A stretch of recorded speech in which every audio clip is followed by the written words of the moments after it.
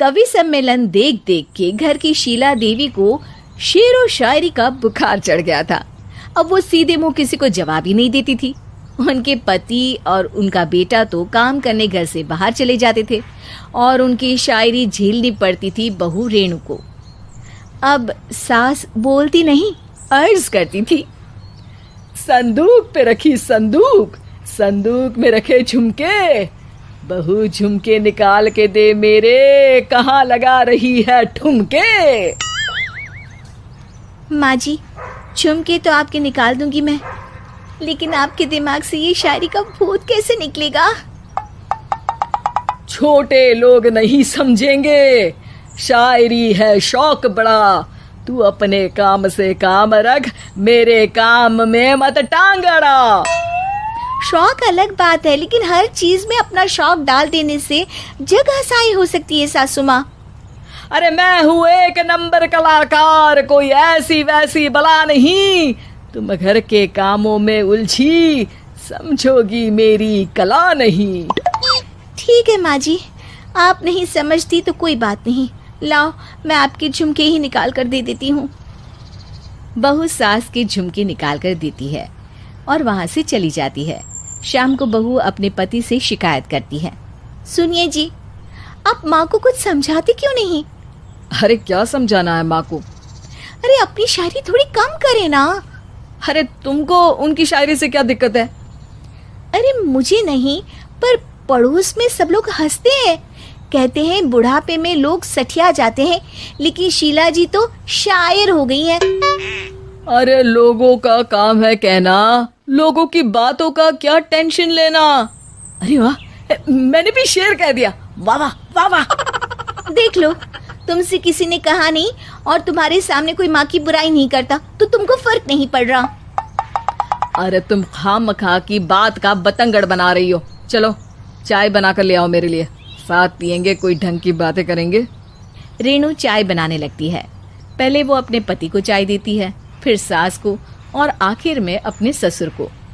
लेकिन वो देखती है कि ससुर जी कुछ परेशान से हैं। क्या हुआ ससुर जी, कोई बात हो गई है क्या? अरे तेरी सास बात बात पे शायरी करती है।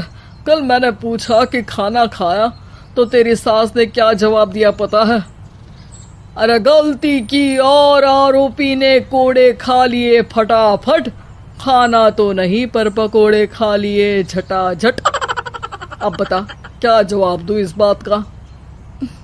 वो तो सभी से शायरी में ही बात कर रही हैं, मुझे भी समझ में नहीं आता कि क्या करूं मैं। बेटा उसको उसी की भाषा में जवाब देना पड़ेगा।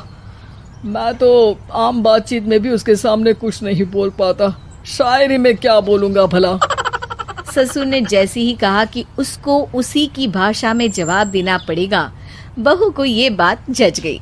अगले ही दिन वो शायरी की कुछ किताबें लेकर आई और शायरी की प्रैक्टिस करने लगी ताकि सास को उन्हीं की भाषा में जवाब दे सके। उसने दिन रात एक कर दिए। एक दिन सब साथ में बैठकर टीवी देख रहे थे, तभी रेणु सबके लिए बिरयानी बनाकर लाती है, लेकिन सास को बिरयानी भाती नहीं। कौवा करता काऊ काऊ, चिड़िया बोलती ची ची, इतना खराब बिरयानी बनाई है कि मुंह से निकले छी छी। बस इसी मौके का तो बहू को इंतजार था, क्योंकि अब बहू सास को उसी की भाषा में जवाब देने के लिए तैयार थी। माँ जी, हमको अपनी ये बेकार शायरी ना सुनाइए, जैसी भी बनी है बिरयानी चुपचाप खाइए। ससुर जी और रेणु के पति ने रेणु का जवाब सुनते ही जोर से ताली बजाई और सास ने जब रेणु का शायराना जवाब सुना तो उनके गले में बिरयानी अटक गई। बहू ने एक और शायरी का तीर छोड़ा। शायरी में बहू के सामने सास हो जाएगी ढेर, क्योंकि सास मारेंगी एक शेर तो बहू मारेगी 1.25 शेर। सास को छोड़ के सब वाह वाह करने लगते हैं। आज पहली बार सास को नहले पे दहला मिला था और रेणु ने सास का मुंह चुप करा दिया था। अगले दिन रेणु का पति उससे कहता है, अरे वाह, तुमने तो माँ की बोलती ही बंद कर दी, मजा आ गया। अब मेरे लिए कुछ बना दो, खाकर मैं काम पर चला जाऊं। शायरी ही है मेरा जीवन, वही करूँगी जी भर के। नौकरानी रख लो कोई, काम नहीं करूँगी मैं घर के।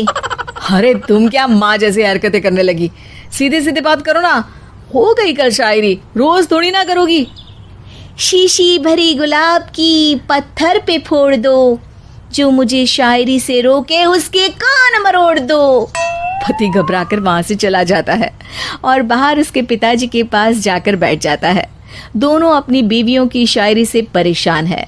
ससुर को पछतावा होता है कि क्यों उसने बहू को सास की भाषा में ही जवाब देने का आइडिया दिया। अब तो घर में दो दो शायर हैं। दोनों एक साथ दुखी स्वर में कहते हैं, हम दोनों की ही बीवियां जब से शायर हो गई है, क्या बताएं, जिंदगी एक फटा हुआ टायर हो गई है।